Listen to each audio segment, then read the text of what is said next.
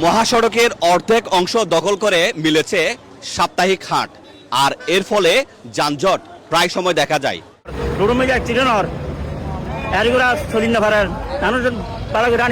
যারা রাউজান যাচ্ছে, গভীরে যাচ্ছে, তাদের জন্য অনেক অসুবিধা হচ্ছে। সম্পূর্ণ বাজারটা হলো রোডের উপরে। আজকে যুক্ত করেছে চট্টগ্রাম রাঙ্গামাটি মহাসড়কের হাটহাজারীর ইসাপুর ফয়জিয়া বাজার থেকে। মূলত এই বাজার কোথায় বসবে বা বাজার বসার নির্দিষ্ট কোনো স্থান না থাকার কারণে এভাবে মহাসড়কের অর্ধেক অংশ দখল হয়ে থাকে। অনেকভাবে উদ্যোগ নেওয়া হয়েছে, অনেক অভিযান চালানো হয়েছে, প্রশাসন জরিমানাও করেছে, তারপরও এরকম সাপ্তাহিক হাটগুলো বসছে মহাসড়কে। এটা কি শুধুমাত্র হাটহাজারীর ইসাপুরে? না, আপনি যদি খেয়াল করেন লালিয়ার হাট, মদন হাট, এর কাঠির হাট, বিভিন্ন জায়গায় এভাবে মহাসড়কের অর্ধেক অংশ দখল করে হাট বসে। যারা বিক্রেতারা আছেন তারা প্রান্তিক কৃষক, তারাও তাদের উৎপাদিত পণ্য কিন্তু বিক্রি করতে হবে। এত বড় বড় মার্কেট হচ্ছে, অনেক কিছু হচ্ছে, কিন্তু সরকারের পক্ষ থেকে যদি এখানে তাদের বসার নির্দিষ্ট কোনো স্থান দেয়া না হয়, তাহলে দেখবেন তারা এভাবেই মহাসড়কের অর্ধেক অংশ দখল করে যেরকম অতীতে বসে আসছে বা এখন বসছে, ভবিষ্যতে হয়তো এটা চলতে থাকবে। এবারে বাজারটা যে রোডের উপর বসলো, কি সমস্যা হচ্ছে? সমস্যা তো মানুষের সমস্যা, পাবলিকের সমস্যা, গাড়ি ঘোড়ার সমস্যা, গাড়ির কামাইজার গই, প্রশাসন অনেক কিছু নগরের মানুষ অনেক কিছু নগর, যারা রাজনীতি করার ইতারাই ব্যাপার অনেক কিছু প্রত্যেকের ব্যস্ত রই, যাত্রার হামে পয়সা হামানো ব্যস্ততা আছে, কিন্তু আসল হামিতে অনেকে আমাদের আসল হামিতে অনেকে আগে নয়। এই সমস্যা হতো না, অ্যাক্সিডেন্টর রোডের মধ্যে অ্যাক্সিডেন্টর গাড়ি ঘোড়া চলি না পারার, মানুষজন পালা করে আনি না পারার। আর নিজেরও যদি একটা প্রতিবাদ করে খবর ঠান্ডা স্যার, এটা না আর কিছু করি না পারেন বলি। আমাদের চলাফেরার জন্য গাড়ি চলাতে সমস্যা হচ্ছে, এবং এটা হচ্ছে মারাত্মক একটা রিক্সের ব্যাপার এটা। কারণ গাড়ির কোনো ক্ষতি হলে তো আগে তো মানুষের গাড়ি উঠবে, এটা হচ্ছে যে কোনো একটা ব্যবস্থা নিতে হবে রাস্তার পাশে, যাতে বাজারটা না থাকার মতো। এটা তো সমস্যা, এটা গাড়ি ঘোড়া চলতে পারছে না, যানজটের অবস্থা বেশি খারাপ।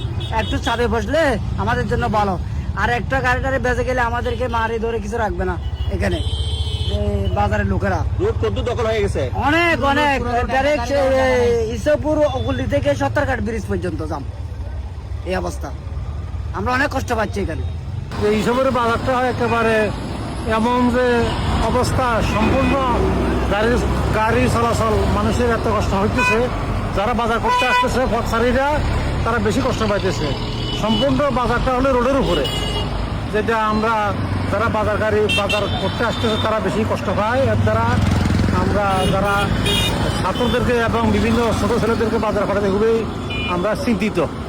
তো বাজারটা রোডের উপরে হওয়ার কারণে আমরা বেশি বাজার কমিটির কাছে আমাদের আবেদন থাকবে, তারা যেন একটা বাজারের জন্য একটা কোনো আলাদা ব্যবস্থা করে, এটা আমাদের অনুরোধ। একেবারে রোড এখানে বসে গেলেন বাজার নিয়ে, জায়গা নাই তো এখানে বসার জায়গা নাই তো এই জন্য। একেবারে রোড এখানে বসে গেলেন, জায়গা নাই তো সেজন্য, বসার জায়গা নাই সেজন্য এখানে বসছে আর কি। বাজারটা যে একেবারে রোডের উপর বসে গেল, এর মাধ্যমে কি হচ্ছে একটু বড় করে বলবেন? অবশ্যই এখানে অনেক গাড়ি ঘোড়া, যারা রাউজান যাচ্ছে, গভীরে যাচ্ছে, তাদের জন্য অনেক অসুবিধা হচ্ছে। আর রাস্তার মধ্যে অনেক, যে বিশেষ করে এই যে মোটর সাইকেল করে রাখছে মাছের বাজার পাশে, এটা খুবই অস্বস্তিকর মানুষের জন্য। মানুষ যারা বাজার করতে, তারা স্বস্তিতে বাজার করতে পারতেছে না। এটা অবশ্যই দূরীভূত হওয়া উচিত। বাজার কি রোডে বসা উচিত নাকি না? অবশ্যই না, এটার জন্য স্থানীয় প্রশাসন যারা আছেন, আমরা বিশেষ করে উপজেলা দৃষ্টি আকর্ষণ করছি, আমাদের যদি সরকারি জায়গা থাকে, খাস জমি, ওই জমির মধ্যে স্থানান্তর করা হোক। রাস্তায় অনেক জাম হয়ে যায়, যা বসে আসলে কষ্ট হয়ে যায় আমাদের। এই যে মনে দোকানদার আছে, আবার এখানে মনে করো বাজারও আছে, যে গাড়ি ঘুরে রাখছে আবার পাশে, রোডের পাশে আর কি, মানে অর্ধেক ধরে খেয়ে ফেলছে। এখন গাড়ি চলতে কষ্ট আমাদের, অনেকে রিস্ক হয়ে যায়। এখন মনে করি প্রচুর যারা বসে ব্যবসা করে সমস্যা নেই, মনে করো আমাদের আসতে পথটা ক্লিয়ার করতে দিতে হবে। এই পথ যেতে অনেক সতর্কতার সাথে যানবাহন যারা চালান তাদেরকে গাড়ি চালাতে হয়।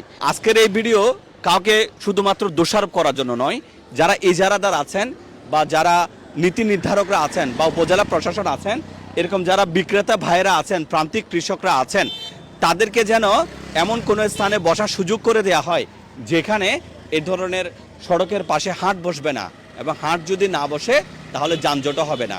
হাটহাজারী বাজার বলেন, ইসলামিয়া হাট বলেন, নন্দীর হাট বলেন, তারপরে চৌধুরী হাট, এরপরে লালিয়ার হাট, অধিকাংশ জায়গায় দেখবেন মহাসড়কের পাশেই এভাবে মিলছে হাট, আর এর ফলে মানুষের গুরুত্বপূর্ণ সময় নষ্ট হচ্ছে। তারা তো আগে অনেকবার চেষ্টা করেছেন বাজারটা যাতে রাস্তায় না বসে। এরপরও বাজারের রাস্তার অর্ধেক অংশে বেশি দখল করে বসে আছে, বাজার বসে আছে।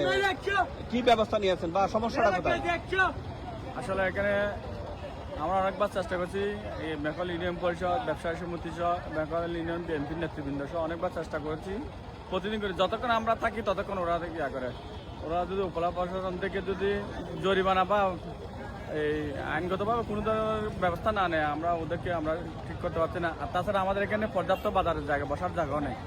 এক নম্বর, আরেকটা বিষয় যে পাবলিকদের যে সহযোগিতা পাওয়ার কথা গাড়ি পার্কিং ব্যাপারে, আমরা এখানে ওইখানে এই ফজলকাদের স্কুল মাঠে গাড়ি রাখার জন্য ইউনিয়ন পরিষদের উদ্যোগে রাস্তার কাজও করে দিছি, কিন্তু কেউ এখানে পার্কিংয়ের যথাযথ স্থানে পার্কিংটা করে না, রাস্তার মধ্যে এখানে রেখে রেখে আমরা যাদেরকে দায়িত্ব দিই বা দেওয়া তাদের সাথে সমস্যা হয়।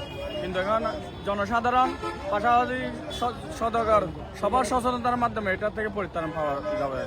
বাজার কমিটি কি বলে? বাজার কমিশন আমাদের সাথে ওরা সব মিলে অনেকবার চেষ্টা করেছে, কিন্তু এখানে বাজারের জায়গা নেই। মাছ বাজার বসার জন্য এখানে যেটা আছে স্পেস, ওরা বসার পর বাকিরা এখানে কিন্তু পরবর্তীতে আবার বসে যায়। আর ওদের জন্য স্থানের ব্যবস্থা করতে হবে। পাশাপাশি যারা স্থান পাওয়ার পর আমরা ওদিকে বসানোর করি, কিন্তু বসানোর ব্যবস্থা করি, কিন্তু কয়েকজন দূরের দিকে যায়, ওদের ব্যবসা হয় না, সেই জন্য সমস্যা এখানে যায়। তো আজকের এই ভিডিওর মাধ্যমে উপজেলা প্রশাসন বা যারা হাটাজারি নিয়ে ভাবেন, বিশেষ করে নীতি নির্ধারকরা যারা আছেন, তারা যেন এই রাস্তায় হাটটা না বসিয়ে সেটাকে যদি এমনভাবে কোনো জায়গা, অর্থাৎ নির্দিষ্ট কোনো যদি জায়গার ব্যবস্থা করে দেয়া হয়, তাহলে কিন্তু এখানে মানুষের ভোগান্তি অনেকটা কমে আসবে। তো যাই হোক, প্রশাসন এগুলা নিয়ে ভাববেন এবং বাজারের যারা প্রান্তিক কৃষকরা আছে তাদের বসার সুযোগ করে দেবেন। পাশাপাশি মহাসড়ক, শুধু ইসাপুর বাজার নয়, যতগুলো মহাসড়কে বাজার বসে সেগুলো যেন ভিতরে নেওয়ার ব্যবস্থা করে, এমনটা প্রত্যাশা। সবাইকে ধন্যবাদ। আসসালামু আলাইকুম।